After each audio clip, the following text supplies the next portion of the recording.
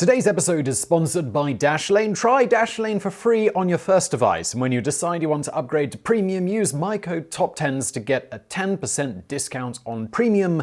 More on them in a bit. Spies have long captured the public imagination. Books and movies have been based around the imagined lives and exploits of secret agents. Sometimes these tales stray far from reality, but sometimes the truth can be stranger than fiction. In the video today, 10 facts that detail the real drama and some surprising truths about the world of spies. Number 10. Spies' families often don't know their real identities. It's pretty obvious why spies have to conceal their true identities from the general public, but often their subterfuge goes much further. Spies' own family members, including parents and children, may have no idea about what their loved ones actually do for a living. One ex-CIA agent told his parents and girlfriends that he was a low-level salesman to cover his 8 years of undercover work. Covering up his double life involved thwarting attempts by his parents to visit him in Hawaii, where he supposedly worked. He was actually in Afghanistan and fielding girlfriends' accusations of infidelity and illicit behavior when they found gaps in his stories. Even that degree of deception pales in comparison to keeping your true identity from your own children. This situation isn't just a construct of The Americans, a TV spy drama where KGB agents pose as husband and wife, complete with 2 unknowing kids, to spy on the US government. In fact, the show's premise is based on a real-life dilemma many spies who are parents face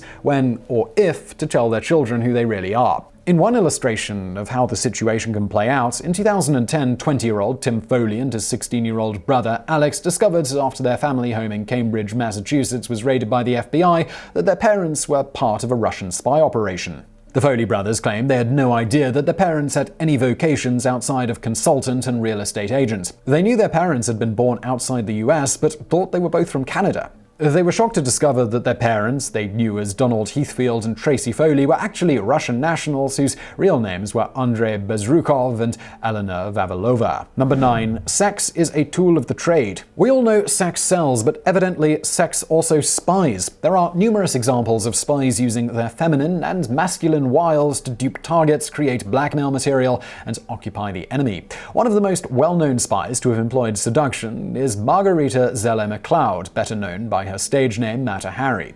Depending on which side of the contested story is believed, Mata Hari, a Dutch national, was either passing French secrets to the Germans or passing false information to the Germans in hopes of abetting the French. Either way, in 1917, a French court declared Mata Hari one of the greatest spies of the century, sentencing her to death. She retained her sexuality to the last moment of her death, reportedly forsaking a blindfold and blowing a kiss to the firing squad that executed her. While there are no facts and figures around the commonality of the use of sex in espionage, government spies in Russia, China, and the United States are reported to have employed hanky-panky in the service of their nations. Number 8. Not all spies are adults. Clearly, not all spies are going to fit the James Bond mold. It's critical for a spy to blend into his or her environment seamlessly. A suave, handsome man in expensive suits and cars would surely stand out far too much to take on, say, the role of a clerk in a foreign tax office. But in some settings, any adult would stand out, and at least on occasion, governments and insurgent groups around the world have relied on child spies to get the information that adults can't.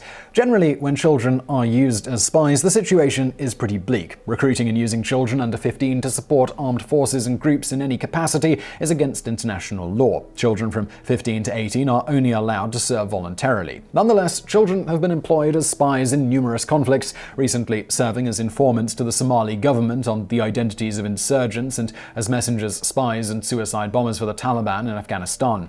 In some cases, as in North Korean gulags or under the East German Stasi intelligence agency, children are encouraged to report to the government on friends and family members' actions and ideologies. Number 7. Suicide is sometimes part of the job. Obviously, capture is a bad situation for both the spy and the government he or she represents. The spy faces the very real possibility of torture to gain intelligence details in the names of other operatives and perhaps even execution. The spy's government faces the fallout from the loss of any sensitive information that its agent gives up. But as bad as being caught spying is it really a fate worse than death? The existence and use of suicide pills by some spies suggests that at least some, and all their sponsors, view death as preferable to capture. In 1987, after planting bombs on a South Korean passenger plane, an attack that took the lives of all 115 passengers on board, 2 North Korean agents behind the terror attack were taken in for questioning in Bahrain. Following the instructions of their regime, the pair promptly bit into cyanide capsules hidden in their cigarettes. One of the agents described her decision saying,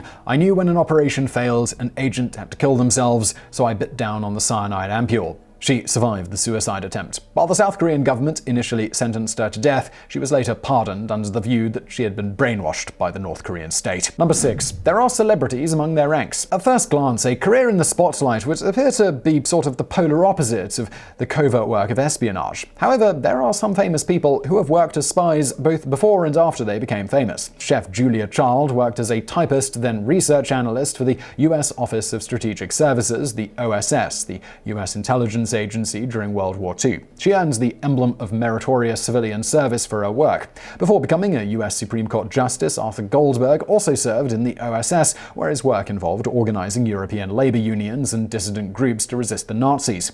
Children's author Roald Dahl earned reputation as a ladies' man during his undercover work with the British Embassy in Washington, D.C., as part of the British campaign to draw the U.S. into World War II. While for obvious reasons there are more spies who later became famous than celebrities who later became spies, there are still several famous people who worked as secret agents. Jazz age performer Josephine Baker used her travel schedule and position as a star to support the French resistance during World War II. She reported on the identities of French Nazi supporters, conversations she overheard from German officials in her audiences, and even smuggled secret documents written in invisible ink on her music sheets. US baseball catcher Mo Berg was known for being one of the smartest men to ever play the game. A Princeton graduate, Berg spoke 8 languages and had passed the bar before turning to baseball and joining the Washington Senators. Berg's intelligence career began as he traveled to Japan as part of an all-star baseball exhibition tour. During his tour, he took home movies of Tokyo's skyline and shipyards, which were reportedly used to help plan US bombing raids during World War II.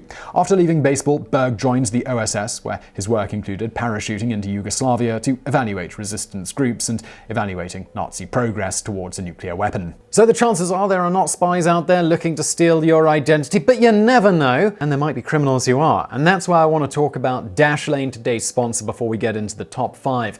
Dashlane is a one-stop shop for all of your digital identity protection needs. If all your passwords are the same, that's a bad idea. You can use Dashlane's password manager to create and securely store complex and unique passwords, making it less likely that your accounts are going to get compromised. They also have a VPN as part of their service, meaning that you can browse the internet securely and confidently even while on public Wi-Fi. But not just that, they also actively monitor the dark web to see if your information has been leaked somewhere. That means that you can go in and change your passwords before someone else breaks into your other accounts that share that same password. It's a very clever way to avoid that happening. Plus, Dashlane does what it's always done. It stores your passwords. It keeps your personal data secure. It fills all of those annoying boxes for payment info or passwords for you. So make your life easier and head to dashlane.com/TopTenz to try Dashlane for free on your first device. And when you decide you want to upgrade to premium, use my code TopTenz to get a discount of 10% on premium. And let's get back to the video. Number 5. Not all spies are human. Spies often need to blend into the background and to be able to quickly get in and out of tight spaces to get the information they need without being detected. In some cases, the spy who best fits the parameters of the mission may have 4 legs, flippers, or even wings and a beak. Robert Wallace, who led the CIA's Office of Technical Services in the 90s, notes the appeal of turning to other species for espionage as dirty work. Animals can go places people can't. Animals are unalerting. Animal spies have been trained for a variety of roles dependent on both the capabilities of their species and the intelligence needs of the country. Homing pigeons were used during World War I to dispatch messages between divisions and in a pilot program to take aerial photographs using automatic cameras. The US Navy, through the ongoing Navy Marine Mammal Program, has trained dolphins to detect and report underwater mines. An outfit called Animal Behavior Enterprises worked with the CIA and Army during the Cold War, employing animals, including ravens and cats, to retrieve documents and serve as live listening devices. While the company has ended its intelligence work, one of its former employees suggests that technology has rendered many applications of animal spies superfluous. Number 4. Spy agencies can employ very aggressive hiring practices. It doesn't come as a surprise that authoritarian regimes can have very heavy-handed methods of persuading their citizens to become spies. One former North Korean agent says she was simply plucked from her school as a teenager to become a spy. "One day, a black sedan showed up at my school. They were from the Central Party and told me I'd been chosen.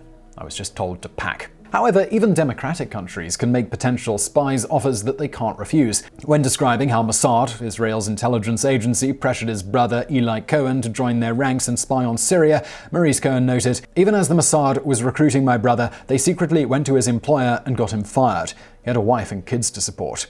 In 2002, the Russian security service accused the US of using drugged drinks and cookies to try to recruit a Russian defense worker who visited the US embassy in an ex-Soviet republic. Russia insisted that the ploy had backfired, with the defense worker subsequently working with Russian intelligence to feed misinformation to US handlers. Number 3. Spies sometimes assume the identities of the dead. How does a spy come up with a believable cover identity? Well, some spies maintain their existing identities, just disguising their real professions. Most US spies overseas operate under official cover, which is to say that they are given fake jobs in US agencies or embassies that offer diplomatic immunity. Non-official cover is more dangerous, requiring the use of an assumed name and profession without the protection of diplomatic immunity in the event of discovery. In cases where spies need to assume a realistic identity, assuming the identity of someone else, usually someone who died as a child, can be a useful shortcut to creating a backstory and official documentation to support the cover identity. In Britain, undercover police seeking to infiltrate protest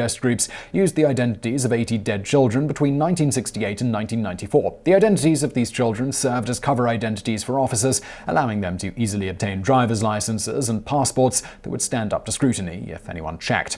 A similar strategy, the theft of the identity of a dead Canadian infant, appears to be how a Russian spy, mentioned in number 10, created his cover identity, Donald Heathfield. This practice is reportedly on the decline due to the digitization of death records. Number 2. Spies may kill their own to protect their cover. You'd think that spies working on the same side would try to help each other out, or at least not hurt each other. Usually, that's what happens, but sometimes things go awry and the life of one agent is deemed to be less important to the mission than the cover of another. When British intelligence was trying to infiltrate the IRA, their agent, Freddie Scappa-Tizzi, managed to work his way up to the head of the IRA's internal security force. In that role, he was responsible for the death of a number of people. British press reports say as many as 40, and a former British handler says well into the tens.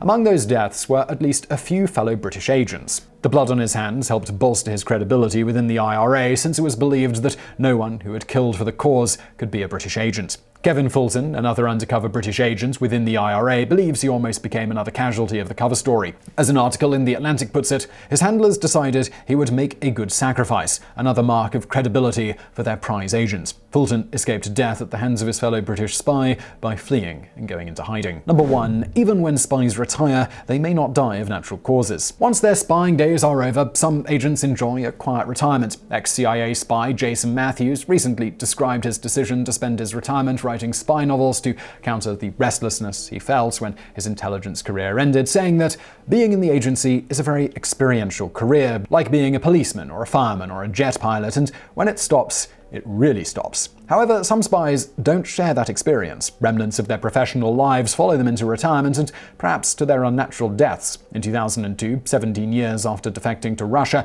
a former CIA agent, Edward Lee Howard, met his end in Moscow after reportedly breaking his neck in a fall down the steps of his house. The death was ostensibly accidental, but it certainly raises questions. In the case of ex-Russian spy Alexander Litvinenko, the evidence of murder is incontrovertible. Litvinenko published an expose of the misdeeds of the Russian intelligence service before fleeing to the UK in 2000, where he was granted asylum. However, in 2006, he died after being poisoned with radioactive polonium, allegedly while meeting 2 former agents for tea. For some spies, retirement isn't a respite, it's just another terrifying chapter in their danger-filled lives. So I really hope you found that video interesting. If you did, please do hit that thumbs up button below. Also, if you're looking for more from me, why not check out another channel I do called Geographics? I'm going to link to that below. And as always, thank you for watching.